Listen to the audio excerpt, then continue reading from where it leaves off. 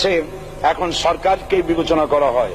এরূপ সরকারের জনগণের সার্বভৌম ক্ষমতার উৎস হিসেবে বিবেচনা করা হয়, অর্থাৎ সংখ্যাগরিষ্ঠ প্রতিনিধিদের প্রণীত আইনই হল আইন এবং নির্বাচিত হবার পর সরকার হয়ে পড়েন সমগ্র জনগণের, আর বিরোধী দল হয় ছায়া সরকার।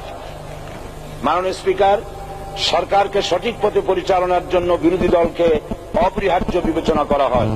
বর্তমান গণতান্ত্রিক চেতনা বেশি পুরনো নয়, মানুষ মূলত রাজতান্ত্রিক স্বৈর শাসনের সাথেই বেশি পরিচিত।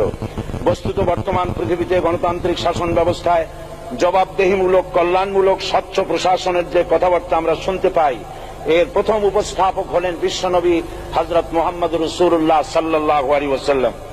বর্তমান গণতান্ত্রিক ব্যবস্থাপনার সাথে ইসলামের মূল পার্থক্য হল সার্বভৌমত্বের ধারণা নিয়ে। ইসলামের দৃষ্টিতে সার্বভৌমত্বের মালিক জনগণ নয়, মালিক হলেন আল্লাহ রাব্বুল আলামিন।